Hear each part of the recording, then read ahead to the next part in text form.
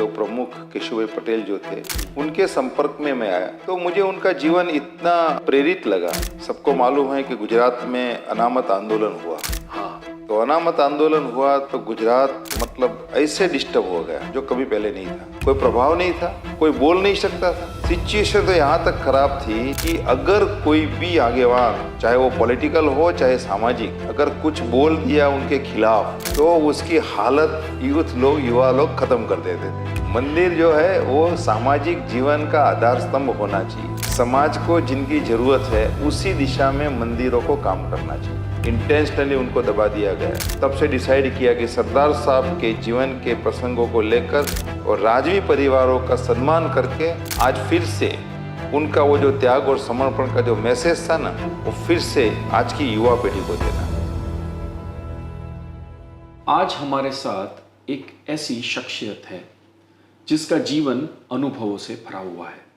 एक सामान्य किसान परिवार में से आए, बीएससी एग्रीकल्चर किया, बैंक में नौकरी की, first generation real estate developer बने, सामान्य वर्ग के लोगों के लिए आईएएस आईपीएस का कोचिंग सेंटर चालू किया और उसके बाद विश्व उम्या फाउंडेशन की स्थापना की। हमारे साथ आज हैं आरपी पटेल। आरपी पटेल साहब, हमारे साथ जुड़ने के लिए बहुत बहुत शुक्रिया। सब नमस्कार, धन्यवाद। सर, हमने आप पर बहुत रिसर्च किया। आपका जीवन पूरा संघर्ष से भरा हुआ, अनुभव से भरा हुआ रहा है। आपके बचपन के बारे में कुछ बताएं।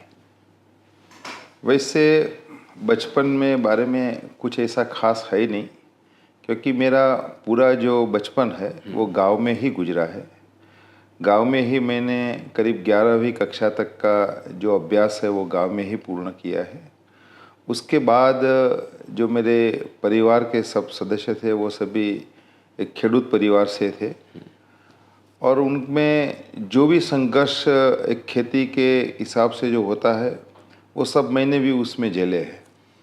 उसके बाद जब मैं कॉलेज में, एग्रीकल्चर कॉलेज आनंद में मैंने पढ़ने जब गया, तब भी हमारे पास पैसे तो नहीं थे लेकिन सिचुएशन ऐसी थी कि बड़े भाई जो बॉम्बे में जॉब कर रहे थे तो उनके सपोर्ट से वहाँ एग्रीकल्चर कॉलेज में एडमिशन लिया, वहाँ कॉलेज की। कॉलेज के समय में भी वहाँ मैं जनरल सेक्रेटरी की पोस्ट में लास्ट ईयर में खड़ा था। वहाँ भी जो अपने हिसाब से एक जो स्वभाव होता है ना वो नहीं जाता कभी, लीडरशिप का। तो उसी हिसाब से करीब हम काम करते रहे। लास्ट में एग्रीकल्चर कॉलेज कंप्लीट किया और वो कंप्लीट करने के बाद सोचा कि अब कहाँ जॉब मिलेगी, तो बैंक में उस टाइम अप्लाई किया और संजोग ऐसे बने कि बैंक में जॉब मिल गई। मैंने सोचा कि एग्रीकल्चर कॉलेज है, बैंक में जाएंगे, कैसे करेंगे कैसे नहीं करेंगे। फिर भी देना बैंक में जॉब मिल गई 1978 में। तो फिर बैंक की जर्नी स्टार्ट हुई। तो गांव से मतलब जहां पोस्टिंग था पालमपुर में, तो वहां अप डाउन किया। उसके बाद दाता में पोस्टिंग हुई, वहां से भी अप डाउन किया।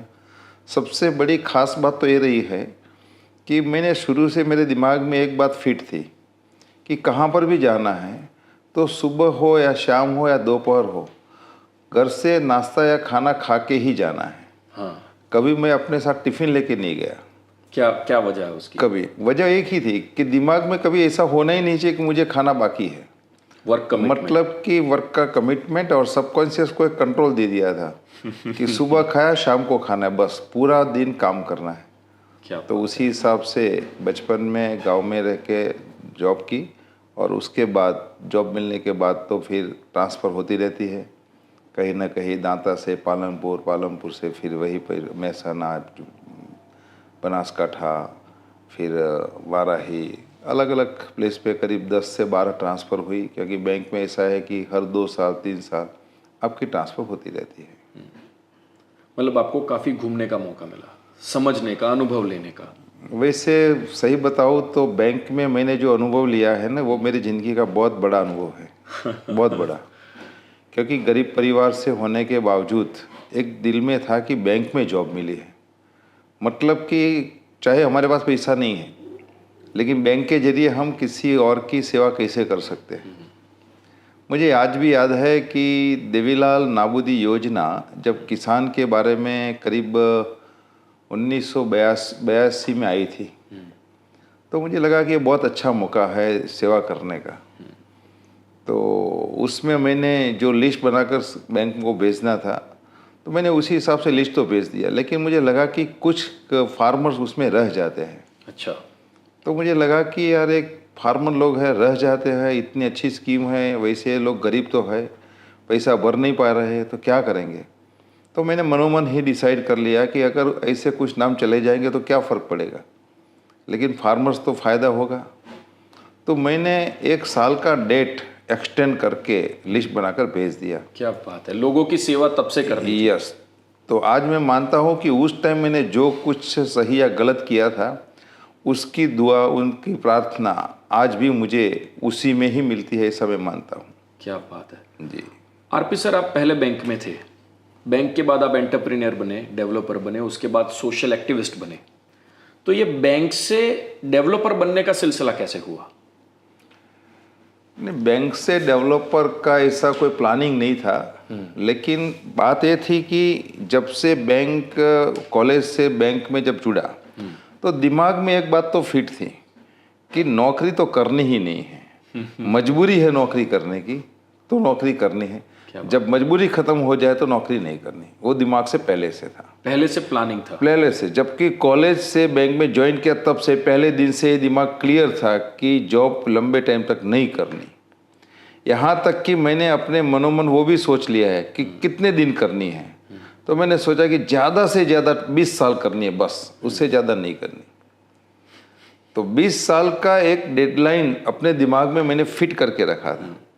78 में मैं जॉइंट हुआ, तो उस टाइम तो न कोई व्हीकल था, न कुछ ऐसा सिचुएशन था, लेकिन बैंक में आने के बाद लोन पे मोटरसाइकिल परचेज़ की। उसके बाद धीरे धीरे आगे बढ़ते गए, कुछ ना कुछ चालू बैंक में धंधा करता ही रहा मैं क्योंकि मैं वैसे मानता था कि बैंक को छोड़नी है तो कैसे छोड़ेंगे, तो धंधा तो करना है। सही बात है। तो धंधा करने के हिसाब से वो चलता रहा। लेकिन जब 2000 की साल आई तो डिसाइड कर लिया कि यार बहुत हो गया, 20 साल हो गए, अगर अब मैं डिसीजन नहीं ले पाया तो फिर धंधा नहीं कर पाऊंगा। मुश्किल होता है, पर 20-22 साल एक जगह पर नौकरी करने के बाद इतना बड़ा साहस करना मुश्किल होता है। मुश्किल तो होता है, लेकिन कभी कभी ऐसा भी होता है कि उसमें सिचुएशन ही ऐसी बनती है आपकी कि आपको ज़िंदगी में कुछ करना है तो कुछ डिसीजन ऐसे लेने पड़ते हैं कि जो आपको कंफर्ट नहीं है। सही बात है। मैंने सही बताऊं कि उस टाइम जब ये डिसीजन लिया तब मेरे दिमाग में वो था कि मैं जॉब छोड़ रहा हूँ तो करूँगा क्या लेकिन दूसरे दिमाग में वो भी आया कि अगर मैं जब तक कंफर्ट जोन में रहा तब तक मैं कुछ नहीं कर पाऊंगा। क्या बात है। तो मैंने खुद से डिसाइड कर लिया कि नाउ अब अनकंफर्ट जोन में ही जाना है। और तब तो आपके बच्चे भी होंगे, सब परिवार छोटे बड़ा थे, होगा, हाँ। पूरा जिम्मेदारी आप पर होगा। यस, बड़ा पूरा जिम्मेदारी था। उस टाइम बैंक का सैलरी अच्छा था, करीब 40,000 सैलरी था उस टाइम। क्या बात है। तो वो सब छोड़ के बिजनेस करना, बस एक ही धुन थी, एक ही दिमाग चल रहा था, कुछ भी करना है। मुझे अभी याद है कि मैंने जब बैंक की जॉब छोड़ी तो करीब 10 दिन के बाद मेरा एक मित्र मिला। उसने मुझे बताया कि आरपी साहब ऐसे कर लीजिए, मैंने सुना है आपके बैंक की जॉब छोड़ दी। मैंने हाँ, आप ऐसे कर लीजिए, मेरे कंपनी में आ जाइए, मैं आपको 1 लाख का सैलरी दूंगा, आपको गाड़ी, उस टाइम पर 1 लाख का सैलरी दूंगा, गाड़ी दूंगा और आप मेरी कंपनी के लिए काम करेंगे। आपकी शक्तियों को मैं जानता हूँ। तो मैंने उनको उस टाइम जो बोला था वो आज बता रहा हूँ कि रमेश भाई, अगर मुझे जॉब ही करनी थी तो मैं बैंक में बहुत अच्छा था अब मैं जॉब करने वाला नहीं हूँ, जॉब देने वाला हूँ।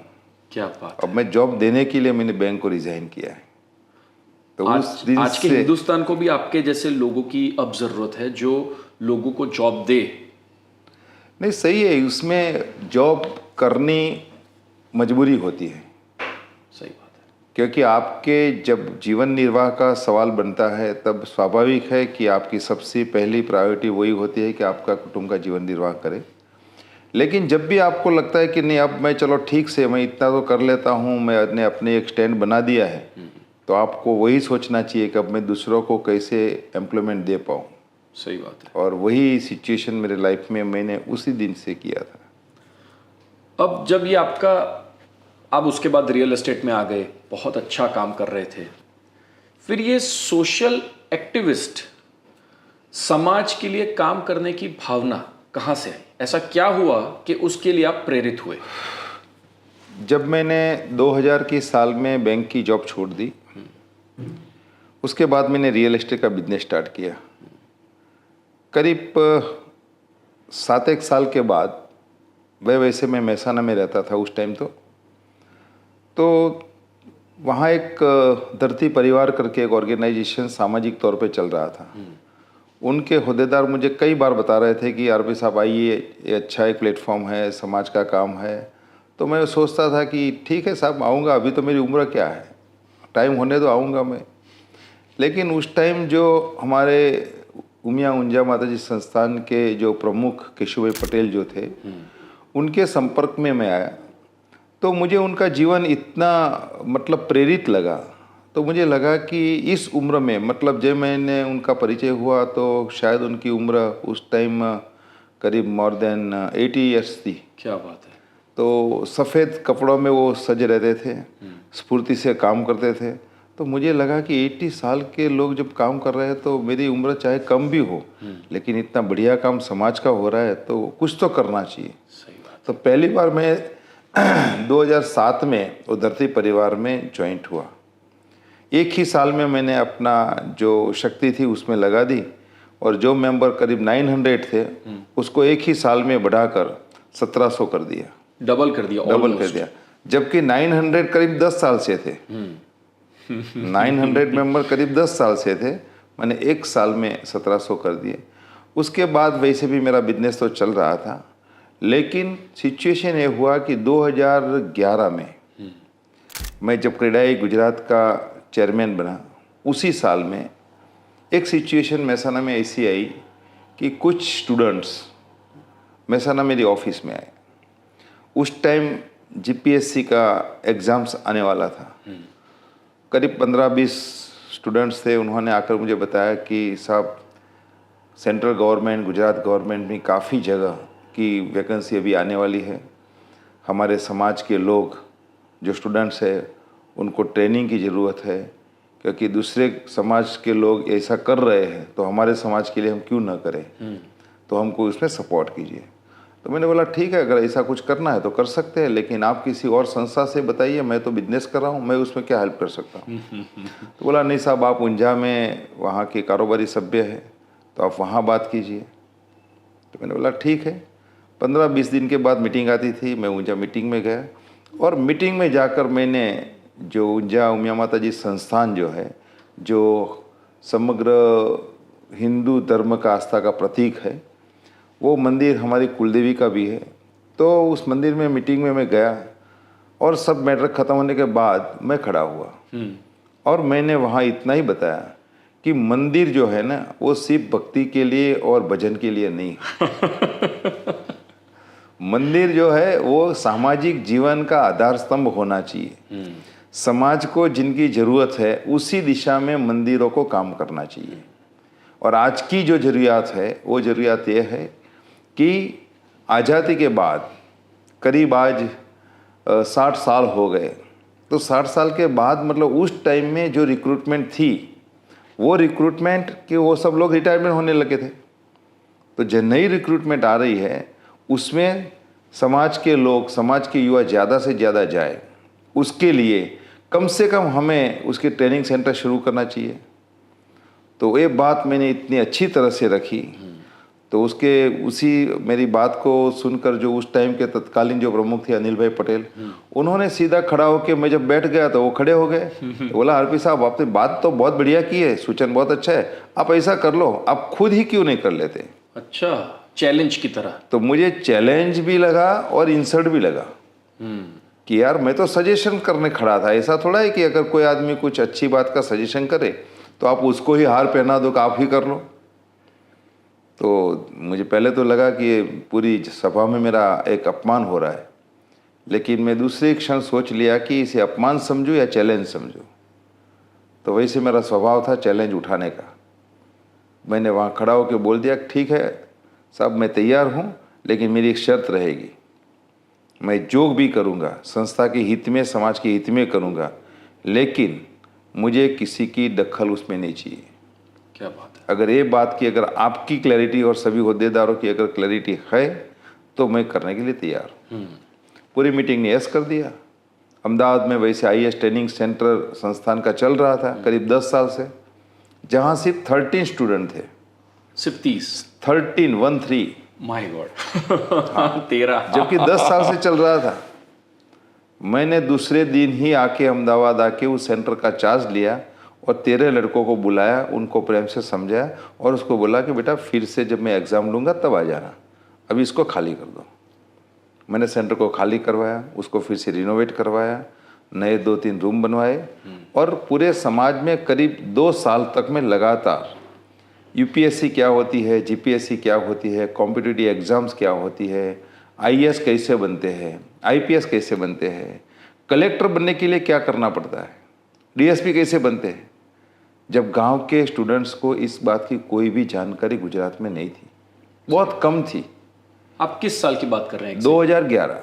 क्या बात है। तो 2011 में जब मैंने सोच लगा कि ये तो कोई किसी को मालूम ही नहीं है, तो मैंने 2 साल अलग अलग समाज में जाके बिन बुलाए मेहमान की तरफ में गया और वहाँ जाके मैंने सबको इसके रेफरेंस में 5 मिनट 10 मिनट का डिमांड किया है और उस मीटिंग में मैंने बताया है कि क्या है, कैसे IAS बनते हैं, कलेक्टर कैसे बनते हैं, पूरी जानकारी अवेयरनेस मैंने खड़ा किया। और उसके बाद मैंने उसी सेंटर में एंट्रेंस का टेस्ट का एक ऑनलाइन एग्ज़ाम्स रखा। आप नहीं मानोगे, जहाँ 13 स्टूडेंट पढ़ते थे वहाँ एडमिशन लेने का जो एंट्रेंस टेस्ट रखा था उसमें 1250 स्टूडेंट्स ने एप्लीकेशन अप्लाई किया। कहाँ 13, कहाँ 1250? हाँ, उनमें से फिर उसका रिटन एग्ज़ाम्स लिया, इंटरव्यू लिया और 200 स्टूडेंट को सिलेक्ट करके फिर ट्रेनिंग दी और ट्रेनिंग के बाद करीब मुझे लगता है कि 4 साल में 2014 में जो एग्ज़ाम्स आए उसमें करीब 80 स्टूडेंट्स क्लास 1-2 में पास हुए। क्या बात है। और उसके बाद तो मैंने इतना उसका व्याप बढ़ा दिया कि गुजरात में 17 सेंटर शुरू किए जो फीडिंग सेंटर बने और काफ़ी एक पूरे गुजरात में एक माहौल बनाया कि UPSC GPSC करके कॉम्पिटिटिव एग्ज़ाम्स में युवाओं को जाना ही चाहिए, क्योंकि जब तक यूथ अपने जो एडमिनिस्ट्रेशन में नहीं जाएगा तब तक सुधार नहीं आ सकता। सही बात है। और उसी एंगल से करके मैंने उसमें काम किया। मतलब कि बैंक से कंस्ट्रक्शन और कंस्ट्रक्शन से एजुकेशन, ये पूरा कंट्रोवर्सी रहा है, लेकिन मैंने उनको एक चैलेंज की तौर पे उसको उठाया और चैलेंज एक्सेप्ट करना वो मेरा एक नेचर पहले से ही रहा है। आपने एक और चैलेंजिंग पर बहुत ही सराहनीय इसी साल में एक सोशल एक्टिविटी की जो काफ़ी चर्चा में रही। 31 अक्टूबर सरदार वल्लभ भाई पटेल की जन्म जयंती, एकता दिन पर आपने पुराने सारे राजवी परिवारों को इकट्ठा किया, उन्हें बहुत प्यार से सम्मानित किया। इसको हिंदू समाज एक पहल की तरह देख रहा है, पर यह विचार आपके मन में कैसा है कि ऐसा कुछ करना चाहिए? ये बहुत इम्पोर्टेंट सवाल है आपका, क्योंकि 2017 में जब सबको मालूम है कि गुजरात में अनामत आंदोलन हुआ, हाँ, तो अनामत आंदोलन हुआ तो गुजरात मतलब ऐसे डिस्टर्ब हो गया जो कभी पहले नहीं था। हुआ था करीब 85 में जो अनामत आंदोलन जातियों में हुआ, बट गया, तो उस टाइम हुआ था, लेकिन इतना नहीं हुआ था। तो इस बार का जो आंदोलन हुआ उसमें पाटीदार समाज काफ़ी इन्वॉल्व हो गया। यहाँ तक कि पाटीदार समाज ने अपनी बनी बनाई जो इमेज थी पूरे समाज में एक बड़े भाई की, उसमें भी काफ़ी नुकसान हुआ। तो मुझे लगा कि ये एक समाज एक ऐसी दिशा में जा रहा है जो इतने सालों से जो कमाई की है वो सब पानी में जा रही है। तो मुझे लगा कि कम से कम एक ऐसा प्लेटफॉर्म होना चाहिए समाज में कि जब भी ऐसी ऑकवर्ड सिचुएशन आती है तो समाज का और देश का हित कहाँ पर है, उसका नेशन फर्स्ट, हाँ, उसका डिसीजन कौन ले तो एक ऐसी संस्था होनी चाहिए जो उसका डिसीजन ले सके। ऐसा नहीं कि कोई भी आदमी आया, उसने लगा कि एक दिशा ठीक है और उसने लीडरशिप ले ली और उसने उस काम कर रहे और पूरा समाज उसके साथ जुड़ जाए। ऐसा नहीं होना चाहिए। There should be a some system for the society, collective leadership must be. Otherwise कोई ना कोई अपने अपने स्वार्थ के लिए लीडरशिप लेके समाज को गुमराह करने के लिए अच्छी तरह से काम करते हैं। तब ये विचार सोच के डिसाइड किया कि नहीं, ऐसा कुछ तो करना ही होना है कि एक स्टैंड बनाना है, प्लेटफॉर्म बनाना है। उसी टाइम मैंने जो अभी बताया कि जो IAS ट्रेनिंग सेंटर जो मैं चला रहा था, तो उस टाइम मुझे लगा कि अब एक अच्छा इंस्टीट्यूट होना चाहिए। और वैसे हमारी संस्थान का ज़मीन भी था अहमदाबाद में। मैंने उनको भी प्रपोज किया कि ये सब करना चाहिए, एक अच्छा इंस्टीट्यूट बनाना चाहिए और उसके साथ मंदिर भी बनाना चाहिए। क्या बात है। क्योंकि मंदिर का आस्था के माध्यम से ही एजुकेशन होना है, ये मेरा पूरा दावा पहले से रहा है। लेकिन ये मेरी बात उन लोगों के दिमाग में नहीं आई। उन्होंने उसको काफ़ी अपोज किया कि नहीं, ऐसा नहीं होगा। तो मैंने फिर वहाँ से रिज़ाइन कर दिया और सोचा कि ठीक है, चलो मैं खुद सोच लूँगा कैसे करना है। तो दिमाग में वैसे एक गुस्सा तो था ही कि मुझे करने क्यों नहीं दिया। दूसरी बात बनी ये कि आंदोलन हुआ और ऐसे आंदोलन चला कि जो कोई समाज के किसी संस्था का उसमें नेतृत्व ही नहीं था, कोई प्रभाव नहीं था, कोई बोल नहीं सकता था। सिचुएशन तो यहाँ तक खराब थी कि अगर कोई भी आगेवान, चाहे वो पॉलिटिकल हो चाहे सामाजिक, अगर कुछ बोल दिया उनके खिलाफ तो उसकी हालत युवा लोग ख़त्म कर देते थे। क्या बात। सोशल मीडिया में उसके सभी जो भी होता है ना, सब मतलब इतना वर्स्ट भाषा लैंग्वेज में उसको रखते थे कि आप सोच न सकें। लेकिन मैंने हिम्मत से सोच लिया कि ऐसा नहीं चलेगा, ऐसा कुछ करना पड़ेगा। और उस टाइम मैंने उसका लीडरशिप लिया और डिसाइड किया कि एक अच्छा प्लेटफॉर्म बनाना है। तब जाकर ये विश्व उमिया फाउंडेशन का जन्म हमने किया। क्या बात है। और ये करने के बाद मतलब काफ़ी एक अपनी अलग विचारधारा के साथ इस संस्था को मैंने उसमें पूरा समर्पित किया है। लेकिन 31 अक्टूबर का कार्यक्रम जो हुआ वो एक ऐसी बात हुई कि सरदार साहब के बारे में मैं सब काफ़ी जानता था, लेकिन मैं सही खुले दिमाग से बताऊं कि मैं इतना नहीं जानता था कि जितना मैंने करीब 4 महीने से पहले सरदार साहब को जाना। क्या बात है। सरदार साहब के बारे में एक बार मैंने एक वीडियो देखा तो मुझे काफ़ी उसमें दिलचस्पी हुई। तो फिर मुझे लगा कि यार ये तो भारत का भगवान है, इसके बारे में मैं इतना कम जानता हूँ तो लोग कैसे जानते होंगे। तो मैंने जितने भी यूट्यूब पर जितने भी सरदार साहब के वीडियोस थे मैंने सब उसको सुने। सरदार साहब की जितनी भी बुक्स थी मैंने करीब उससे 8 से 10 बुक उनकी पढ़ी। तो मुझे लगा कि इतना बड़ा व्यक्तित्व कहीं ना कहीं आज़ादी के बाद इस व्यक्तित्व को ढकने के लिए इरादे हो रहे हैं, हुए हैं, इंटेंशनली उनको दबा दिया गया है। तब से डिसाइड किया कि सरदार साहब के जीवन के प्रसंगों को लेकर मुझे एक बड़ी गौरव गाथा उनके बड़े तौर पे करनी चाहिए। करीब 1 लाख लोगों की जन्मदिन की उपस्थिति में करनी चाहिए। ये सब डिसाइड करने को सोचा। तो जब मैंने वीडियो सब सुने थे तो उसमें अखंड भारत के निर्माण की हर बात आती थी। तो अखंड भारत के निर्माण में सरदार साहब ने जो काम किया वो एक खेडूत पुत्र थे, एक खेडूत का, किसान का लड़का था। तो किसान का बेटा था। उसी वजह से उनमें जो विश्वास रख के जिन राजवीरों ने अपनी रियासतें जो माँ भारती के चरणों में समर्पित की थी वो भी इतने ही त्याग और समर्पण के प्रतीक थे। सही बात है।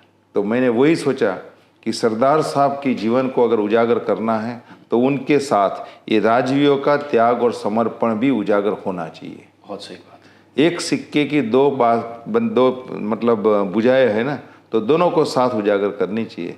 तब ये दिमाग में रहा कि कार्यक्रम ऐसा करना है कि सरदार साहब के जीवन के प्रसंगों को लेकर पूरी दुनिया को एक मैसेज देना है और राजवी परिवारों का सम्मान करके आज फिर से उनका वो जो त्याग और समर्पण का जो मैसेज था ना, वो फिर से आज की युवा पीढ़ी को देना है।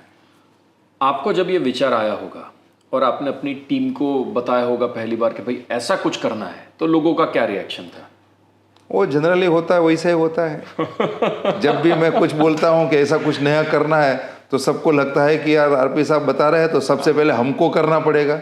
तो पहले क्या होता है, जनरली आप कोई भी नए विचार रखते हो, कोई भी अच्छे विचार रखते हो, तो सबसे पहले क्या होता है, आपकी मजाक उड़ती है, आपका उपहास होता है।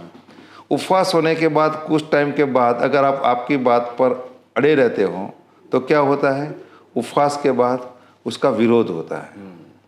विरोध होने के बाद क्या होता है, धीरे धीरे धीरे वो विरोध को कम करते रहते हैं, तो विरोध के बाद उसका स्वीकार होता है। और जब स्वीकार हो जाता है ना, तो आप कंफर्ट जोन में थोड़े आ जाते हैं। क्या बात। अब स्वीकार होने के बाद क्या होता है, फिर उसके बाद आपको मेहनत करनी पड़ती है और उसके बाद आपको सहकार मिलता है। तो यहाँ पर भी विश्व उमिया ये फाउंडेशन विरोध से सहकार तक जाना विरोध से मुश्किल नहीं, है। उपहास से। हाँ, उपहास से सहकार तक जाना बहुत मुश्किल हाँ, है। वो 4 कैटेगरी में 4 स्टेज जो पास करना होता है ना, उसके लिए आपका दिमाग आपका पावर इतना रखना पड़ता है कि कुछ भी हो जाए, करना है तो करना ही है। क्या बात है। लेकिन आप में कन्विंसिंग, क्योंकि वो करने के वजह में सब कन्विंस इसलिए हो रहे हैं कि उसमें मेरा कोई लालच नहीं होता, उसमें मेरा निजी कोई फ़ायदा नहीं होता। जो भी कुछ करता हूँ समाज के और राष्ट्र के हित में ही कुछ करना है, वो सबके दिमाग में इतना फिट है, इसीलिए हो रहा है। Beautiful thought sir. सर 2017 से आपने विश्व उमिया फाउंडेशन की स्थापना की, पर मुझे जितनी मेरी टीम बड़ी होती जाती है तो मुझे खुद से प्रश्न होता है कि यार इनको मैनेज मैं कैसे करूं, मुश्किल होता है। और आप तो इतने सारे लोगों को साथ में लेकर चल रहे हैं, एक मिशन एक विजन के साथ, तो उसमें डोनेशन लाना, उसको एग्जीक्यूट करना, लोगों से काम करवाना, प्यार से करवाना मुश्किल रहता होगा, उस पर आप कुछ बताएं।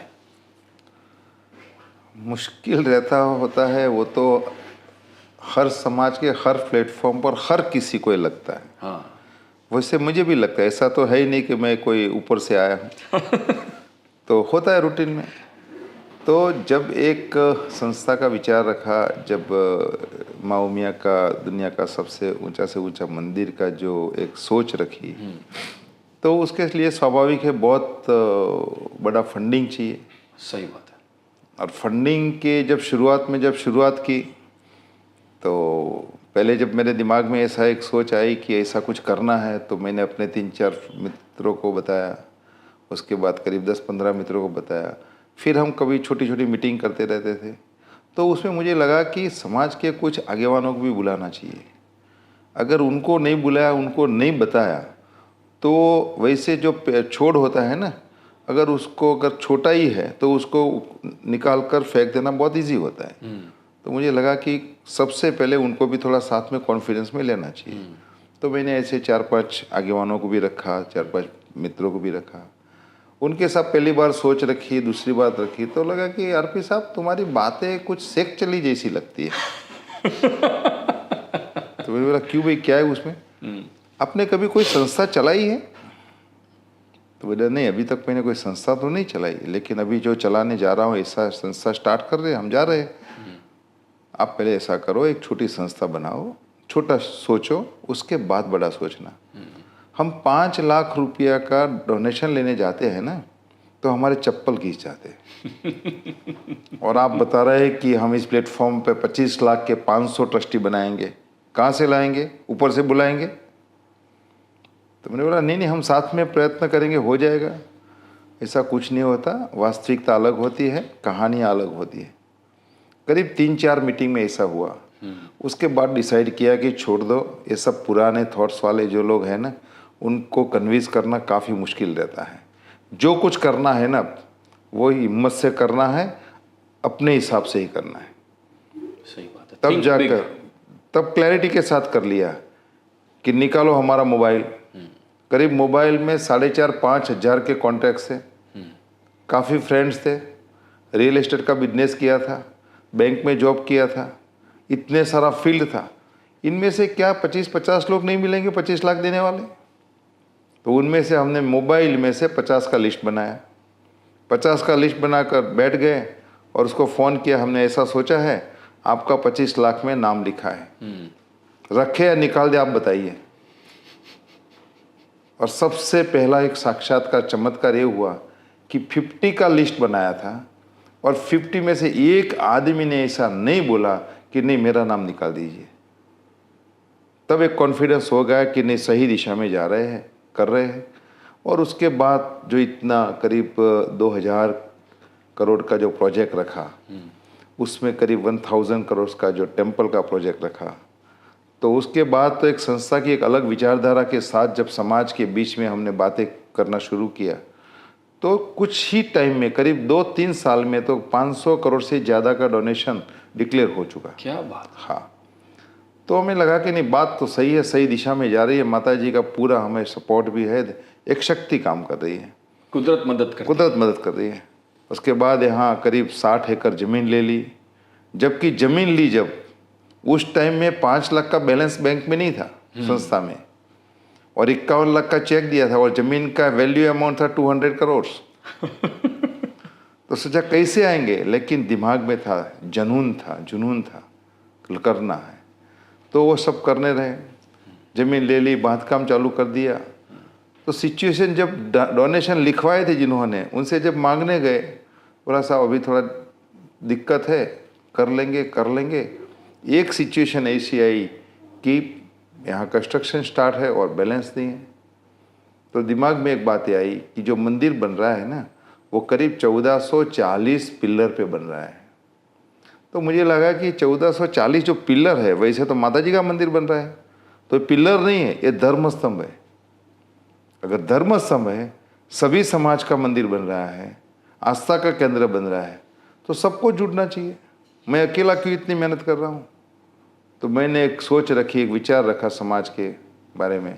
तो सबसे विचार पहले मैंने अपने होद्देदारों में रखा, संस्था के होद्देदारों में रखा कि ये धर्म स्तंभ जो है, उसमें हम ऐसा कर सकते हैं कि जो गर्भगृह के जो धर्म स्तंभ है, पिलर, उसका 15 लाख का सहयोग ले, और जो बाकी के जो है उसका 11 लाख का सहयोग करें। ऐसी एक सोच रखी। तो वैसे स्टार्ट हो गया। पहले आपकी मजाक रहती है, फिर आपका विरोध होता है, फिर उसका स्वीकृति मिलता है, और फिर सहकार मिलता है। उपहास से सहकार। तो वही हुआ। और उस सिचुएशन में आप नहीं मानोगे, जो सबसे पहले वो खिलाफ थे, उनके सामने मैंने अपनी बात को उस तरह से रखकर मेहनत की। 21 दिन में, 21 डेज में 11 लाख के 1100 मेंबर्स मैंने बनाए। क्या बात है। यस। तब जाके सबको लगा कि नहीं यार, ये तो जब बोलता है वही करता है, तो हमको जुड़ना ही चाहिए, और सब जुड़ने लगे। मतलब आपकी बैंक की सफर से अब तक जो लोगों को जोड़ने की आपकी ताकत थी, वो लोगों को दिखती रही। वो जो लीडरशिप स्किल है, शायद इसीलिए लोग आपसे जुड़ते गए।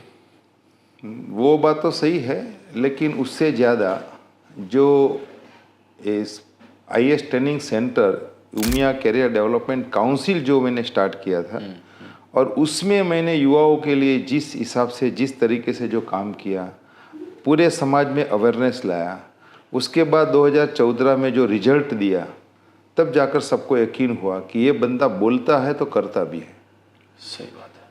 तो उसी मैटर को लेके फिर मेरी बात में जो आगेवान होते हैं ना, उनका विरोध रहता था, लेकिन आम प्रजा का विरोध नहीं रहता था। वो तो मानते ही नहीं, बंदा बोला है ना तो होने वाला है। सर, आपकी बातें और एनर्जी से मैं भी एनर्जी से भर गया हूँ।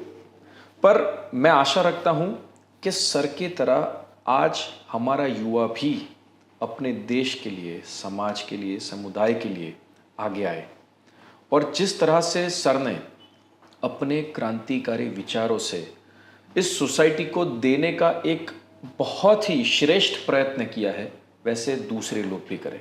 आरपी सर, हमसे जुड़ने के लिए बहुत बहुत शुक्रिया। धन्यवाद, बहुत बड़ा धन्यवाद। Thank you.